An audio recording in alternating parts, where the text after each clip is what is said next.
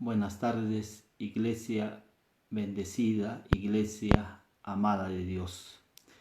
El tema de esta tarde es: bajo sus alas estoy seguro. Un agricultor se había quemado su granja. Fue a ver y caminando entre los restos humeantes, vio ahí a sus gallinas, sí, quemadas.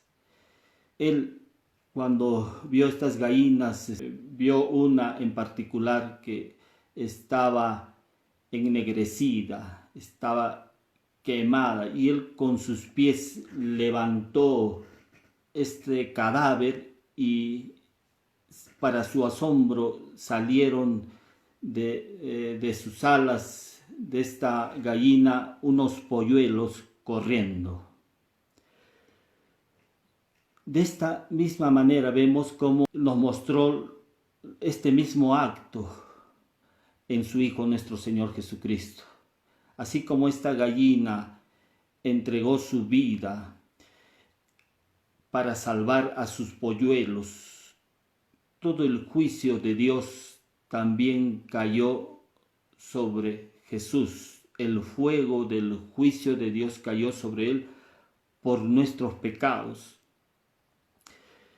Cuando el salmista dice: con sus plumas me cubres y debajo de tus alas estoy seguro. Para los judíos, ellos sabían que las alas o las plumas estaban refiriendo al arca del pacto. El arca del pacto para los judíos era lo más sagrado que había dentro del mobiliario del templo. Esta arca del pacto de alguna manera tipifica pues a nuestro Señor Jesucristo, ¿no? Porque esta arca del pacto había sido hecha de madera y de oro, madera que representaba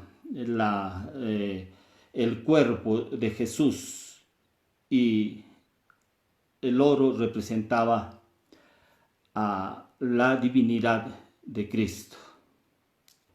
Esta arca del pacto, que era lo más santo que había dentro del mobiliario del templo, en ella estaba el sacerdote, iba donde se encontraba esta arca del pacto, dentro del lugar santísimo, y él llevaba la sangre de un cordero inmolado, de un cordero que había sido sacrificado. Este cordero era un cordero inocente. Con esa sangre entraba al lugar santísimo y rociaba la sangre sobre la tapa de esta arca del pacto. Y cuando él rociaba esta sangre sobre el arca del pacto, se veía manifestada ahí la triunfante misericordia de Dios sobre el juicio, sobre su pueblo. ¿Y por qué? Porque en esta arca del pacto había una tapa, ¿sí?, que se llamaba el caporet, que traducido es el propiciatorio. Para entender el propiciatorio, tenemos que entender también lo que contenía esta arca. El arca contenía 3 objetos: la tabla de piedra, en el cual había sido grabado las leyes de Dios; una vasija dorada que contenía el maná; y la vara de Aarón que reverdeció. Estos 3 elementos mostraban la rebelión que había de parte del hombre, el pueblo de Dios, hacia Dios, porque ni bien les dio la ley de los 10 mandamientos, el primer día que Dios les da en la inauguración, ellos quebrantan estas normas de Dios, se rebelan contra estas normas de Dios. Y también lo mismo sucedió con el maná, ¿no? También mostraron ellos su rebelión, ¿no? Nos has traído acá al desierto para matarnos de hambre. Se quejaron contra Dios. Y la vara de Aarón, que se rebelaron contra el liderazgo de Aarón, ¿no? Entonces estos tres elementos estaban dentro del arca y mostraban la rebelión del pueblo de Israel, y Dios puso ahí justamente el propiciatorio, ¿no? El propiciatorio significaba aplacar la ira de Dios mediante un sacrificio. Ese propiciatorio hemos dicho que era la triunfante misericordia de Dios sobre el pecado, sobre el juicio, sobre el castigo. Hoy en día muchos están hablando que esto de la epidemia del coronavirus, Dios está castigando a la humanidad, cosa que eso no es cierto, ¿no? Y muchos están hablando acerca de esto, que es el juicio de Dios, aplaca tu ira, Dios, cuando ya está el propiciatorio, hermano. Dios ya no está enviando juicio, no está enviando castigo sobre la humanidad, porque el castigo cayó sobre su Hijo, nuestro Señor Jesucristo. Sobre él vino el juicio de Dios. Las Escrituras dicen que Jesús mismo dijo, yo he venido para darles vida y vida en abundancia. El ladrón viene para robar, matar y destruir. El ladrón es la figura pues del diablo, ¿no? Él sí vino para robar, matar y destruir, pero Jesús vino para darnos vida y vida en abundancia. Santiago dice, toda buena dádiva desciende de lo alto, del Padre de las luces. De Dios viene, ¿qué cosa? Toda buena dádiva. Juan dice 3:17, Dios envió a su Hijo no a condenar al mundo, sino para que el mundo sea salvo por medio de él. Y si ahora estamos teniendo este problema, es por la ausencia justo de Dios en la vida del hombre, ¿no? Es la ausencia misma de Dios en la vida del hombre, y por las decisiones equivocadas que está tomando el hombre, ¿no? Y también por la mala administración de todo lo que Dios nos ha dado a nosotros, los hombres, ¿no? Entonces, esa es la razón del por qué estamos pasando este problema de esta epidemia del COVID-19, ¿no? Pero no es por un asunto del juicio pues, de Dios. Entonces, el judío sabía que en este propiciatorio que cubría el arca, habían dos querubines ahí, mostrando sus alas, ¿no? Cubriendo este propiciatorio, ambos a cada extremo. Y ellos sabían que ahí en ese propiciatorio ellos tenían, ¿qué cosa? La protección de Dios sobre la vida de ellos. Dios estaba protegiendo, ahí estaba el favor de Dios, ahí estaba, ¿qué cosa? La misericordia de Dios. Ahí estaba el favor inmerecido de Dios. Entonces el judío conocía eso, sabía eso, que el propiciatorio aplacaba la ira pues, de Dios.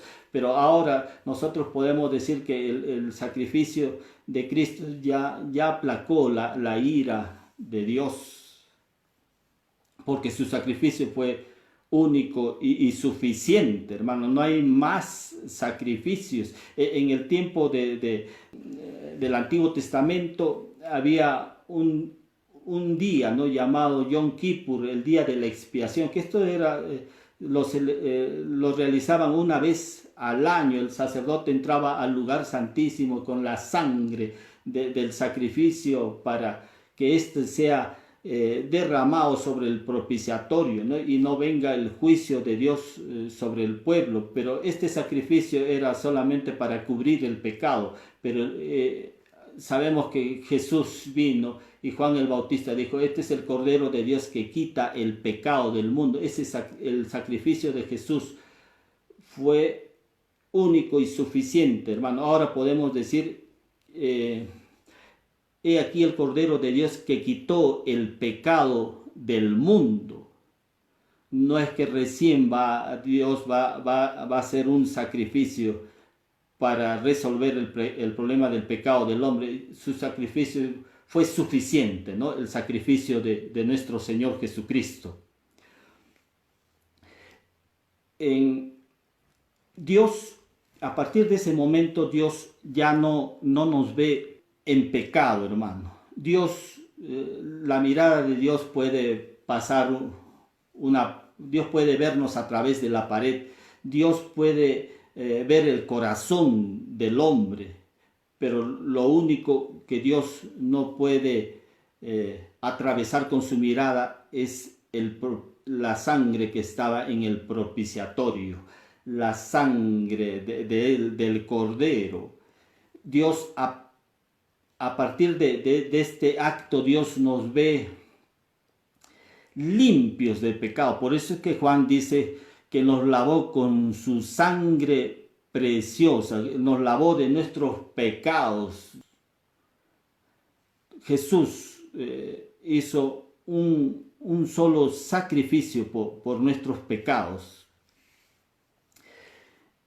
Y Dios quiere que ahora nosotros nos veamos en ese propiciatorio, hermano, porque en ese propiciatorio Dios, ahí está su favor, ahí está su gracia inmerecida. Ahí en ese propiciatorio Dios desea que nosotros nos vayamos, nos acerquemos ahí confiadamente, ¿no?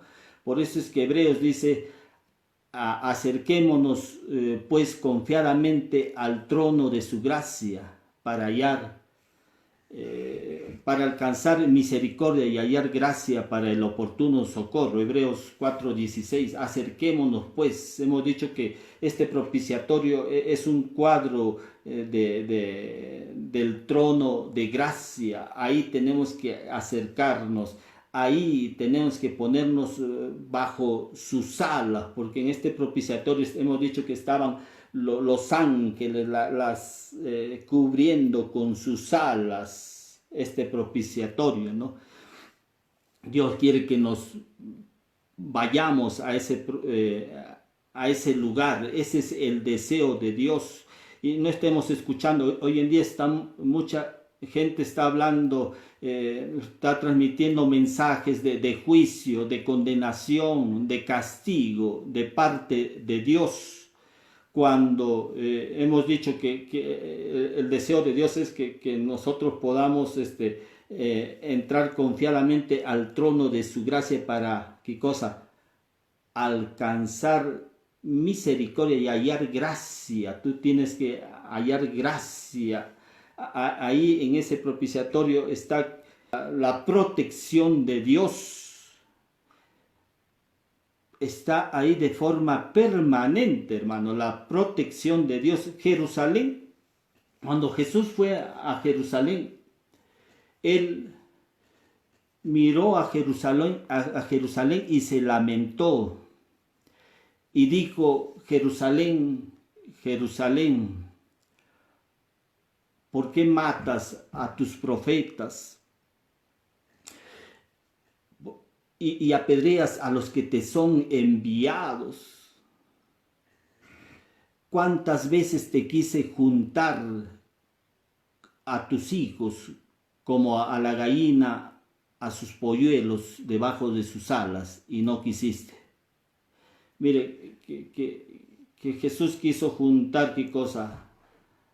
A los hijos, ¿no?, de Jerusalén, a los hijos de Jerusalén, pero como a la gallina, como junta a sus polluelos debajo de sus alas. Así quería protegerlos Jesús a su pueblo, pero ellos dicen no quisieron.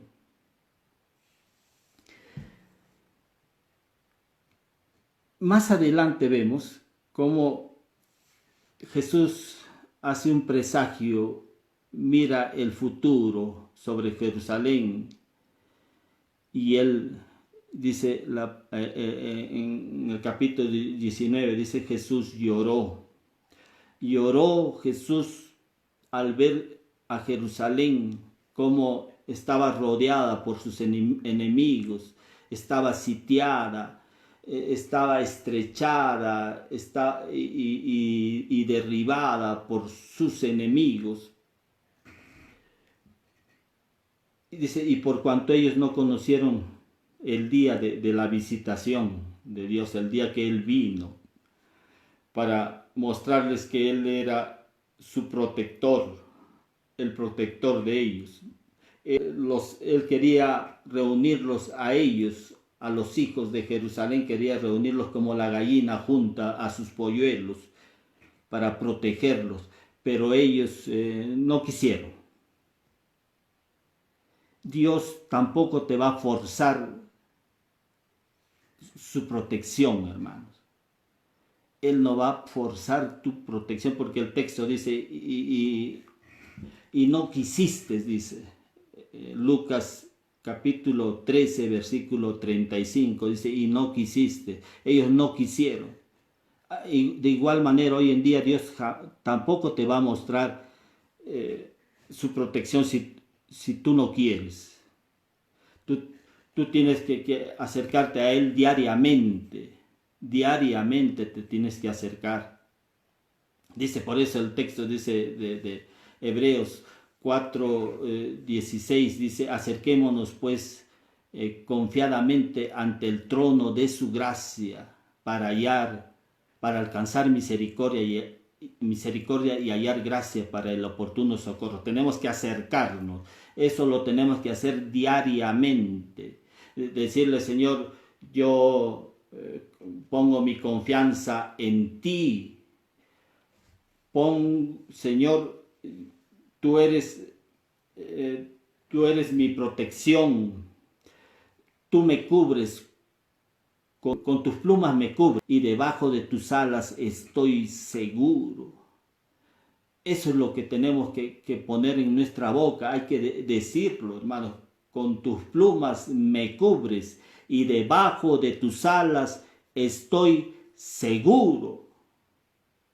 Amén. Vas a escuchar muchos mensajes trágicos. Van a haber mensajes que están presagiando qué cosa, muerte. Hoy en día pura muerte, no hay mensaje de esperanza, pero hay la buena noticia, hermano. Siempre hay una buena noticia y esas buenas noticias las tenemos en la palabra de Dios. Esas palabras alentadoras, palabras que no traen muerte, sino traen vida. Amén. Eso es lo que necesitas escuchar este tiempo, que Dios te está diciendo, con mis plumas te cubro y debajo de mis alas estás seguro. Amén.